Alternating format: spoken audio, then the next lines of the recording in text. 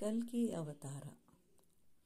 ಯಾವಾಗ ಅಧರ್ಮವು ಹೆಚ್ಚಾಗಿ ಬಿಡಿಸಲು ಸಾಧ್ಯವಾಗದಷ್ಟು ಜಟಿಲವಾಗುತ್ತೋ ಆಗ ಕಲ್ಕಿಯು ಭೂಮಿಯಲ್ಲಿ ಅವತಾರವನ್ನೆತ್ತಿ ಬಂದು ಕ್ಷಣದಲ್ಲಿ ನಾಶ ಮಾಡ್ತೇನೆ ಅಂತ ಹೇಳಿರುವನು. ಭೂದೇವಿಯು ಅನೇಕ ರೀತಿಯಲ್ಲಿ ಕ್ಷೋಭೆಗೆ ಒಳಗಾದಾಗ ಶ್ರೀ ಮಹಾವಿಷ್ಣುವಿನ ಬಳಿಗೆ ಹೋಗಿ ನೀವು ಅವತರಿಸುವಂತಹ ಸಮಯ ಬಂದಿದೆ ಅಂತ ಹೇಳಿದಾಗ ಹಾಗೆಯೇ ಆಗಲಿ ಅಂತ ಹೇಳ್ತಾನೆ. ಶಂಬಲ ಎಂಬ ಪ್ರದೇಶದಲ್ಲಿ ವಿಷ್ಣುಯೇಶನೆಂಬುವನು ಇರ್ತಾನೆ. ಅವನ ಹೆಂಡತಿ ಸುಮತಿ. ಇವರಿಗೆ ಜನಿಸಿದವನೇ ಕಲ್ಕಿ. ವೈಶಾಖ ಶುದ್ಧ ದ್ವಾದಶಿಯ ದಿನ ಕಲ್ಕಿಯು ಜನಿಸ್ತಾನೆ ಅಂತ ಹೇಳಿರುವನು.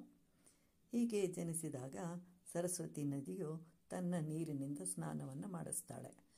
ದೇವಾನುದೇವತೆಗಳೆಲ್ಲರೂ ಭಗವಂತನನ್ನು ದರ್ಶನ ಮಾಡ್ತಾರೆ. ಪರಶುರಾಮ, ಪರಾಶರ, ವ್ಯಾಸರು ಮುಂತಾದವರೆಲ್ಲರೂ ಸೇರಿ ಕಲ್ಕಿ ಅಂತ ಹೇಳಿ ನಾಮಕರಣವನ್ನು ಮಾಡ್ತಾರೆ.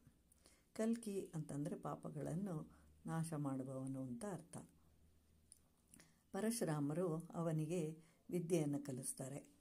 ಅವನು ಮಾಡಬೇಕಾದಂತಹ ಕಾರ್ಯವನ್ನು ಬೋಧಿಸ್ತಾರೆ.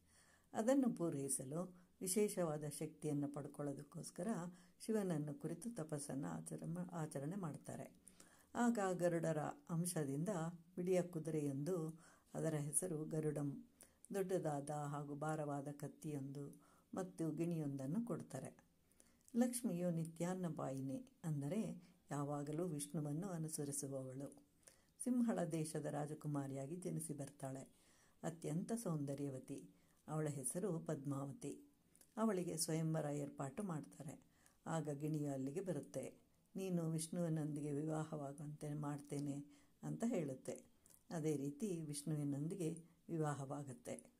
ಇನ್ನು ತಾನು ಬಂದ ಕಾರ್ಯವನ್ನು ನೆರವೇರಿಸಲು ಸ್ವಾಮಿಯು ಬಿಳಿಯ ಕುದುರೆಯನ್ನು ಹತ್ತಿ ಕವಚವನ್ನು ಧರಿಸಿ ಕತ್ತಿಯನ್ನು ಹಿಡಿದು ಧರ್ಮವನ್ನು ಸ್ಥಾಪನೆ ಮಾಡ್ತಾರೆ.